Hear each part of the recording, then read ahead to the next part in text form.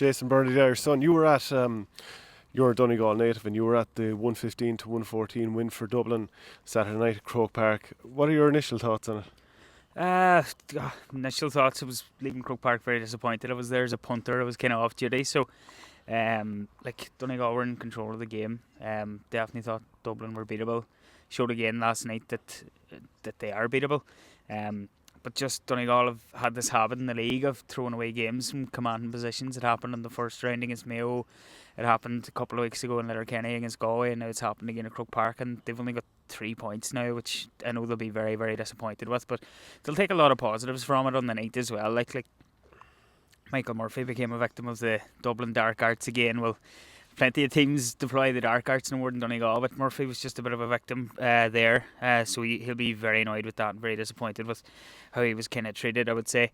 But a lot of positives too. Sean Patton will be very disappointed with the mistake for the goal.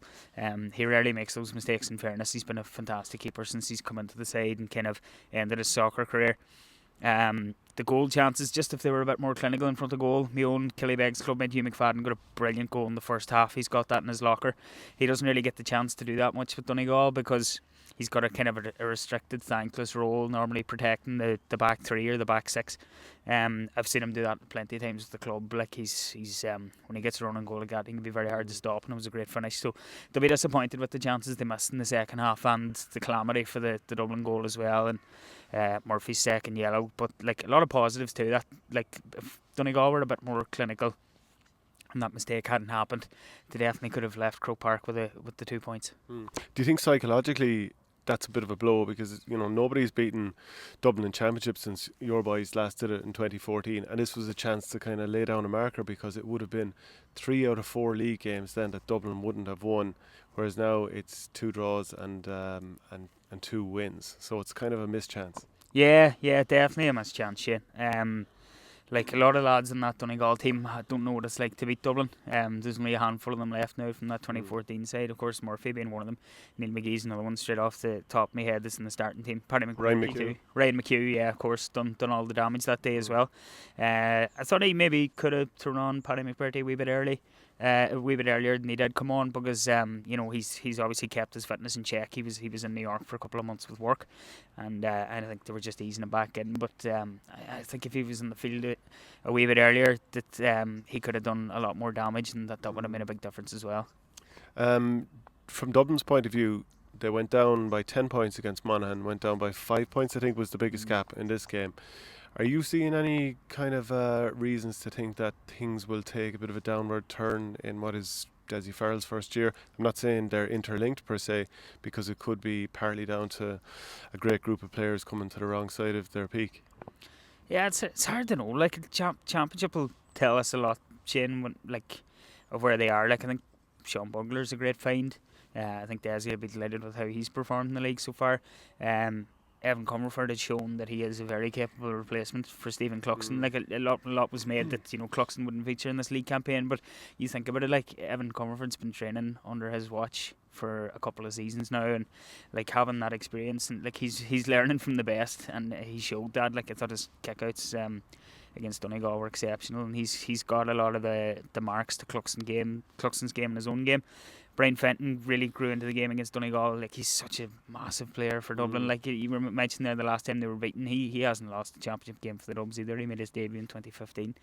Kieran Kilkenny, I thought Donegal struggled to get a handle on him at times as well. So they still have all these big name players, who are still around and massive performers. Are they beatable? Yes. Downward turn, I'm not so sure. Championship will tell us everything. Leinster, sadly, is now a waste of time.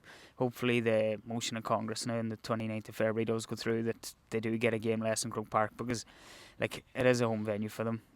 There's no point saying anything otherwise. They play all their home league games there. They've had Saturday night league fixtures there three times already this year. So if all those little things were kind of taken away, it might give other teams a boost. But the fact that Jim Gavin's gone, we'll know a lot more come August, I would say. Galway put up 225 in their match against Tyrone. Now, I do, you did live in Galway for a while and work with Galway Bay FM. I want to ask you about Galway just in broad stroke terms. I know you haven't seen the match against Tyrone. But the big thing is Cathal McShane, serious looking ankle injury. Tyrone, Mickey Hart thought he was going to be probably gone because of the AFL. It's a cruel way to lose him. And is it a case now that if he is out for an extended period of time, that we're thinking the same way we did a couple of months ago, that this is Tyrone backward step? What are they going to do for a focal point in their attack? And they're just not going to be in the conversation when it comes to winning All Ireland. Yeah, you could definitely be right, Shane. I remember the week we found out that Cathal McShane was sticking around it on a piece with Conor Gormley, of course, magnificent player for Tyrone, one of the best they've ever produced.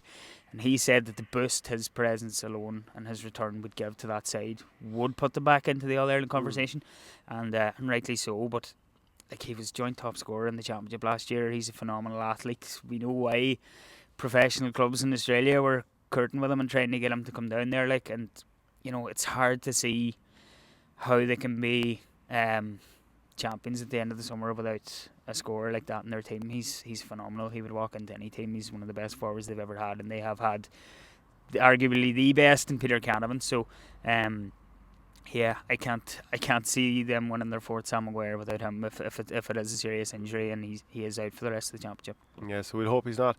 Just Galway, there's been such a change this year, even in terms of the overall mood that Joyce is talking up his team. He's playing attacking football.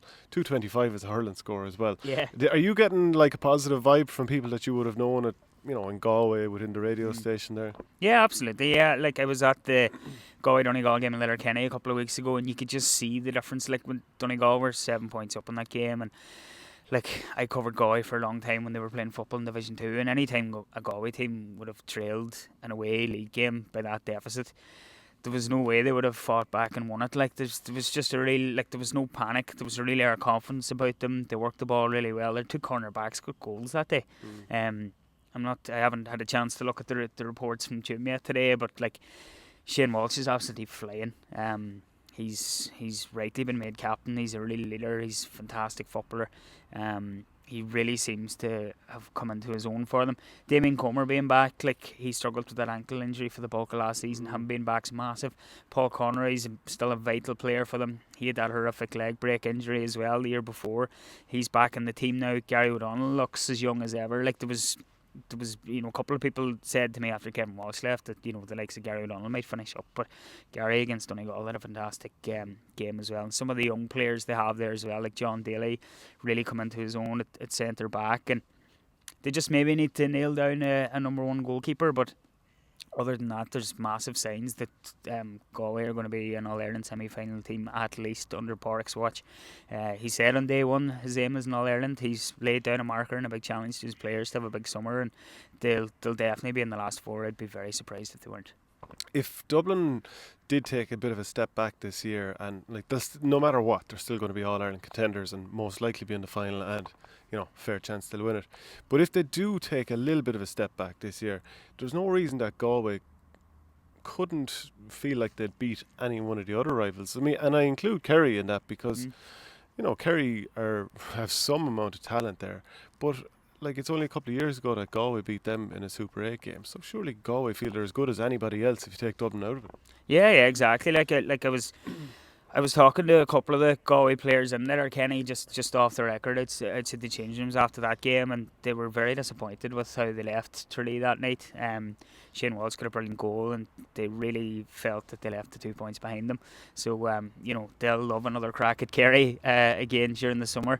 They'll definitely feel they owe Mayo one after what happened in the qualifiers last year as well, which of course ended the Kevin Walsh era down there, and it's paved the way for Porrick to come in now. So Galway will definitely feel they can beat anybody, including Dublin, and they probably do have the players to do it on their day if everything clicks. It just at times, in big championship games in the past, Galway just haven't turned up. They were a bit of a Jekyll and Hyde team for years, but under Joyce at the minute, you'd have to say that they're starting to really address those problems that they had for years.